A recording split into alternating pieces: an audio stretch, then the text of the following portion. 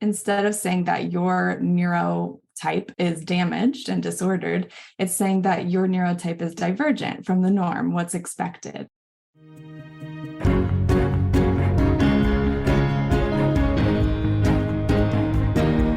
Hello, everyone. Welcome to the KTS Success Factor podcast for women, where we talk about challenges senior female leaders face in being happy and successful at work. I'm your host, Dr. Sarah E. Brown.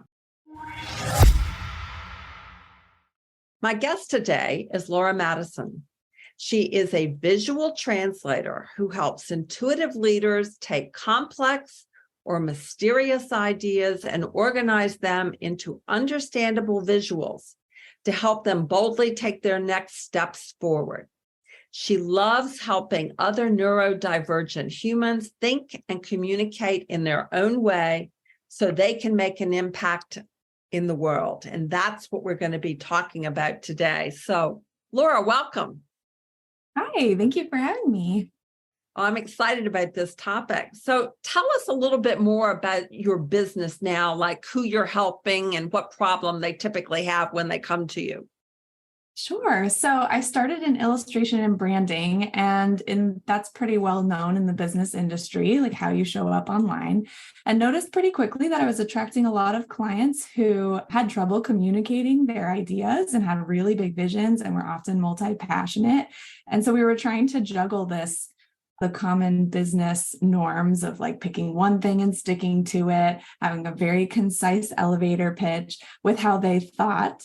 And I started realizing that there was this whole group of people who were very passionate, very creative, and stumbled over their words and apologized for everything they did because they were running late and they were having these jumbled thoughts. And I was like, I think that this is a group of people who could use some support in the online space to really communicate in their own way. And that's what we do now with Illustrative. And I use visuals and acting things out and analogies to help people communicate their ideas so that they can be successful online too with their businesses. And mostly we focus on client experience because that's really where they can excel, how they treat their clients.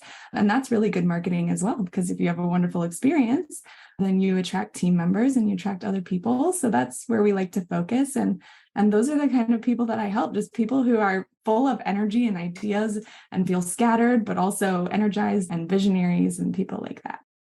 What a beautiful way to find a niche. I just think that's so cool. And so you call these people neurodivergent. So what does that mean?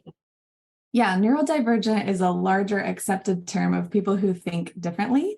So I actually talk about neurodivergent people in different ways. So in the medical field, we call it disorders. And so there's ADHD and autism and dyslexia and schizophrenia, and it just keeps going on. There's so many disorders. So that can feel damaging because when you're told that you have a disorder, you're like, oh, well, I guess I'm broken. And so that's the end of it. But neurodivergence was actually developed in the autistic community and then was embraced by many other leaders because it's, instead of saying that your neurotype is damaged and disordered, it's saying that your neurotype is divergent from the norm, what's expected. And so you're actually just doing things differently, which is a great thing to have when you're an entrepreneur or a leader or a visionary. So it's just helping people realize that our brains are different, not broken. And coming from that space, you can still mourn that some things are hard for you. Like it's hard for us to sit still and show up on time. But because we know that our brain has trouble with that, we can think, okay, my brain's different. I have to approach time management differently instead of saying, oh, I just can't do time management. So that's why I like the term neurodivergent. It's very inclusive and it puts us in a space of empowerment rather than feeling like we just can't be in society. Well, since you brought it up, if I were neurodivergent in that way, e.g., I find myself being scattered, bouncing around and stuff like that, how do I do time management differently? Oh, sure. So it depends on what kind of blend of neurodivergence you have. And when I say that, I mean, a lot of people will start with a typical neurodivergence. Let's say you have ADHD, and because you grow up realizing that you might not know you have ADHD, but you grow up realizing you're different, you try to mask it, and then you might get what's called comorbidities like anxiety and other things that come along that kind of cause you to feel even more scattered. So knowing all the different ways that you're different is the first step, just realizing how time works for you. So for me, I have ADHD, and my time management is affected by the fact that I have trouble prioritizing because everything in my brain's moving so fast. I can't stop it and make it still to look at it, which a lot of the ADHD medication helps with that, just like holding thoughts still. But I can also do that by putting it on paper, by putting it into an analogy or a story to help me just prioritize what I'm working on. Like, what is the big picture right now? What's important? Also, when I'm doing time management, I need a calendar that's flexible, that I can easily move things and that I can quickly add in thoughts and notes, but it doesn't clutter so much that I can't keep track of what appointments are coming up, and something that gives me reminders. So like I'll use Google Calendar because I know I need to be able to set reminders. I need to be able to drag and drop things. So knowing what you need is helpful. A lot of people will use timers too. So they'll say, I'm going to work for this period of time. And when the timer goes off, I do the next thing. The main thing is just knowing what is difficult for you. Like if it's hard to end something and pull away from a task, come up with some sort of strategy to, whether it's multiple timers going off to help you close out a task, or having something really fun planned to do right after that, so you end the task. And whatever the time management issue is that you keep running into, making it fun so you get that dopamine, because ADHDers lack dopamine, which gives you like happy feelings so you can finish a task. We're just trying to do fun things all the time and take risks to get dopamine. So if you know that, then you can say, oh, I'm going to go have my favorite truffle after this, or I'm going to go for, a little run, as another way to get dopamine. And you know that you've planned that for yourself. So really just awareness. Well, and so one of the things you could be aware of, because I'm big into helping people understand their needs, becoming aware of their needs. One of the things that you mentioned that I just want to reiterate is this idea of being acutely aware of what's difficult for you, or seems to be more difficult for you than for other people. I get that. Right. Do you find that your neurodivergent clients understand that when they come to you, or are they in a process of discovering that when they start to work with you? Yeah, they definitely know that it's hard, but often they've been told as they were growing up that they should stop being lazy, they should try harder, they should know it by now. So that's their inner voice. They're like, oh man, I'm so stupid, I should know this. Or like, I'll just try harder, I'll figure it out. What I need is a system. And that's like the kind of words that you hear them say, or they keep apologizing for themselves.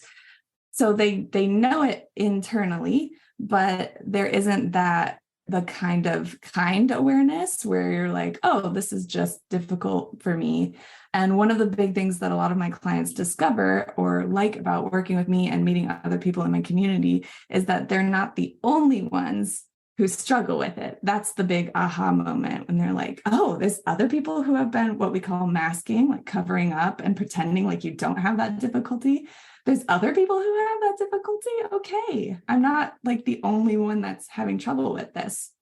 So there's that joy of finding other people and realizing, oh, I'm actually not alone. I'm not that weird. And then there's also a little bit of mourning of like, okay, this is just, I actually do think differently. I'm never going to be able to do this thing. So there's the letting go of it and being like, okay, I mourn that I'm not going to be superwoman over here. That's not even possible for me in that way. And then once you get through that mourning process and you connect with those other people who are also different with you, you can start collecting new ideas for doing things differently and just accepting that you do things differently. Other people might judge you, but it's not their problem because you have this different way of doing things, and so do these other people. And so you're not alone. Okay. And if I'm a leader in an organization, how can I recognize this in the people that report to me? Yeah. Well, I always like to remind people that everybody in your team is human and dealing with things. So some things show up that might look neurodivergent, but might just be they're really low on sleep, or they have a newborn and so they're feeling scattered. Or so taking care of neurodivergent people requires just kind of changing your overall how you approach your leadership so that everyone's getting the same kind of support. So that way you don't have to necessarily pinpoint someone and be like, okay, this person's neurodivergent, so I will use this tool on them, because then we start to put people in boxes. So I just like to cover that first. Like once you figure out that people could be thinking differently, just like open up the floor for asking if people need accommodations. Like, would you like to leave a voice note instead? Or would you like to start work a little bit or later and come in or leave a little bit later or something? Just having those things available.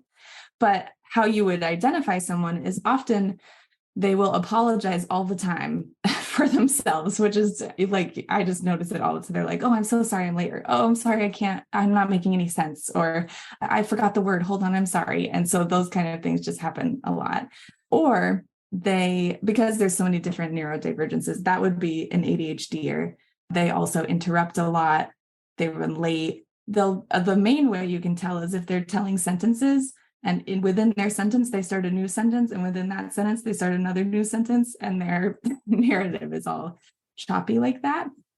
And then like for autism, they have favorite things that they like to do over and over again that make them feel comfortable. So if they are constantly doing the same structured things each day, that can kind of give it away. And if people have like highs of emotion and then lows of emotion, and it seems like instant that they switch gears, that could be a neurodivergence as well.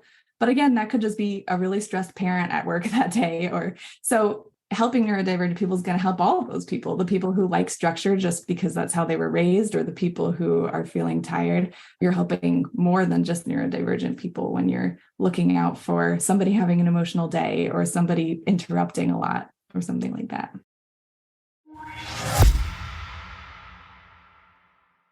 Hi, this is Sarah Brown again, the host of the KTS Success Factor podcast for women. I hope you are enjoying this episode and gaining some tips and inspiration on how you can be happier, more successful, and experience less stress at work. If you would like to learn more about how you can take control of your career and do it your way, visit sarahebrown.com. There you will be able to download a free chapter from my book, Let Your Personality Be Your Career Guide. It contains information and exercises on how you can identify your unique interests, strengths, and needs, and translate that into career goals that are just right for you. Now back to this informative episode. So you gave some good clues to look at: apologizing, always being late, starting sentence before completing any sentence, things like that. Would it be fair to summarize to say just observe without judgment? Oh, yes, definitely. I would observe. Yeah. And you can tell when you're observing, start to notice if people are feeling like they aren't meeting expectations, even if you haven't even told them that they did anything wrong, because that means that they've been masking most likely. They're trying to appear as someone that's not themselves. And so that's kind of a good clue if they're just seeming uncomfortable all the time for no good reason. Not like they're coming in trying to explain something that went wrong. They're just in their everyday life. They're often coming across as needing to apologize for things. And that's usually a pretty big giveaway, how they're energetically showing up in a room, kind of already feeling like they're behind. Okay. Got it. Okay. So once I recognize this as a leader in someone else, how do I learn to communicate differently, figure out what adaptations I should consider or suggest? How do I go about doing that? Mm-hmm. So one is to just know the different formats of communication that you can offer. So you can meet in person, you can offer like what I like to suggest Loom as a platform, but a lot of businesses have different things, but a little screen share or a video where you can just walk through things and send them a video. You can talk on the phone, you can show examples in pictures, like just thinking about all the different ways that you can show someone something besides just telling them in words is helpful, because a lot of people who are neurodivergent don't process the words the same as other people. So you might tell someone with ADHD, hey, I need this task done by tomorrow at this time. And they have time blindness as well as just the words are just whoop right in there with everything else. So they're not going to remember. So if you start to notice that they aren't doing the task and you have to keep reminding them, for example, then you might want to set up some sort of reminder system, like add it in their calendar. And you can just ask and say, like, would you like me to add this into your Google Calendar? Or would you like to go ahead and take a moment to put this into your calendar? Or I'll send you a calendar invite, things like that, where you can just offer it. But I would say when you're looking for a tool, besides the basic business tools that are set up to help people remember things and show up and do a task, besides that, assume that they don't know how to do it if they're not doing it. So instead of them not doing the task and being like, oh, they're just trying to avoid doing the work, I would first question, do they actually know how to use the program? Does the task make sense? Or is the task really big to them, even though it seems small to me, and it needs to be broken up into small bits? And you can just ask, you can say, hey, I noticed this task isn't done yet. Do you want me to break it down into small tasks? Are we having trouble getting started? What do you feel like is tough? So you can give them some starter prompts of things that could be going wrong, and then let them tell you what's going wrong. I like to give the starter prompts because just saying like, hey, why isn't this task done? Like, they might not know why, especially if they don't have their diagnosis or anything, and they don't actually know that they're neurodivergent, which is very common, especially for females. And also just noticing what they do. So if they talk to you and they're trying to share their thoughts and they say, it's like when the squirrels are running up the trees, and then they give like an analogy, if they're using those a lot, then you can use those with them. If they are trying to explain something, they're like, oh, here, let me just show you, and they show it to you, then that might be what they need. They might need you to show it to them. And so just also observing how they try to communicate with you and just reciprocating that back. And you don't ever have to jump to conclusions for it. You can say, like, I noticed you really like analogies. Would it be helpful if we made one for this project? So we kind of see like how it's working in the big picture and like what you're working on here. Neurodivergents who are working on tasks sometimes have trouble figuring out where it fits in the big picture. So having just talking to them at a human level. And also the last piece would be that no tool is too childish. So if they need to do some role playing to practice some sales calls, or they need to see a video about how to do something, or use characters from their favorite book or something to talk through possibilities when you're practicing for maybe some client project coming up, that's going to go a long way and save you time and energy, allowing them to communicate in their way and not saying that one form of communication is unprofessional or too childlike, when it's actually just helping them and meeting them at a human level in an area that might just not be making sense yet until you go to a more elementary way of demonstrating something. Okay. All right. So just to recap where we are, it's observing without judgment. It's not making assumptions. It's using starter prompts so you can get more information for you and for the individual, et cetera. So those are some good things to keep. It's mimicking back the way they communicate. Always assuming that if something's not happening, it's that they don't know how, and then using starter prompts to figure that out. So all really good things, which frankly would work with anybody. Right. Yeah, it does. So are there any mistakes that people typically make in trying to work with people in their organization who might be neurodivergent? Yeah, I think a lot of us have what's called ableism passed down to us because of when neurodivergent people were institutionalized in the past for being crazy and people not wanting them in society way back when.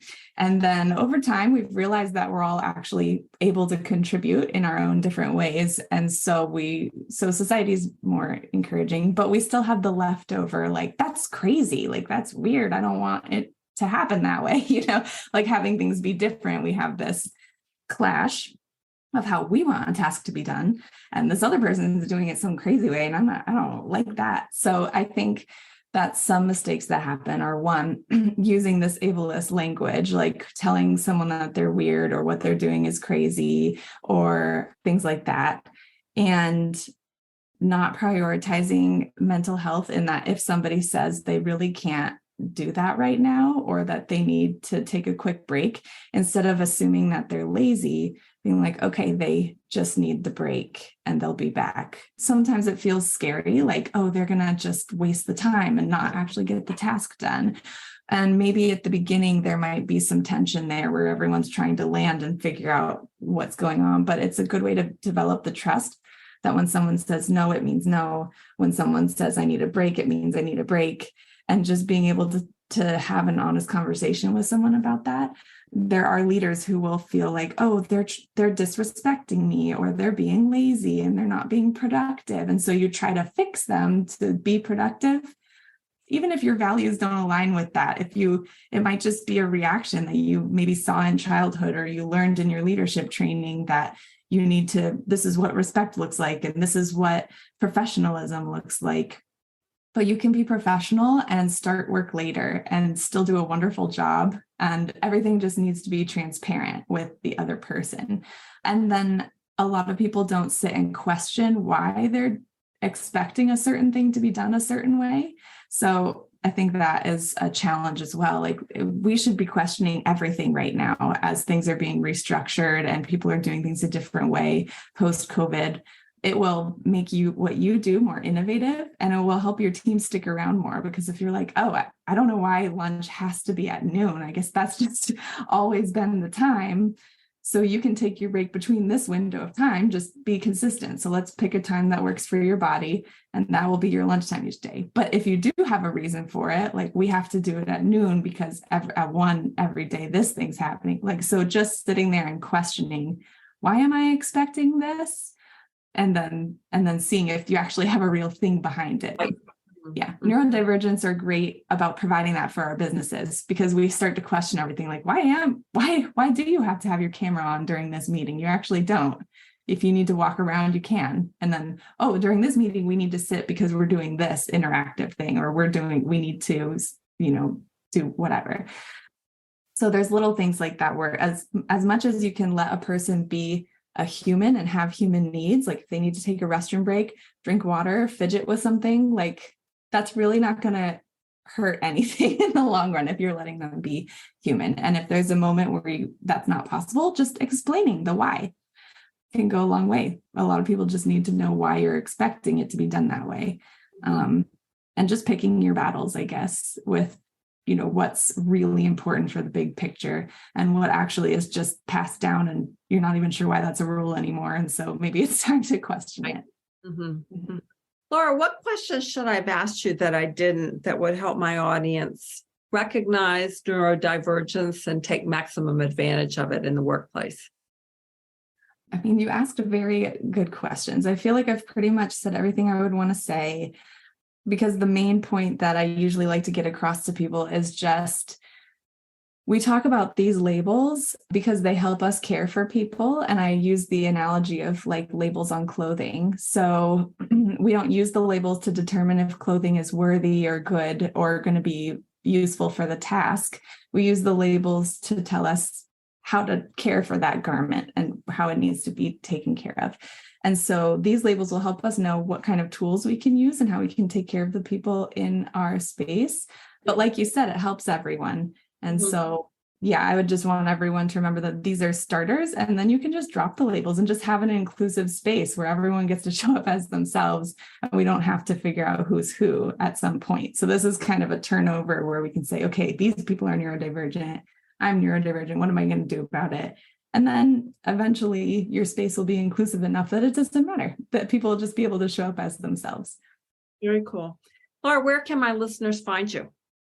So my business is called Illustrative, and my website is illustrative.us. I have a membership there where people come and learn how to create visual aids to help their neurodivergent clients, which helps everyone. So just to help people get on the same page and to share your vision. And I am also on Instagram at the same handle, illustrative.us.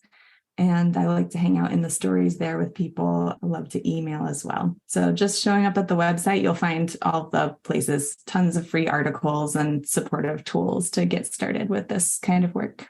Well, Laura, thank you so much for being with me today. Thank you for having me. Thanks for listening to the KTS Success Factor podcast for women. If you like what you are hearing, please go to iTunes to subscribe, rate us, and leave a review.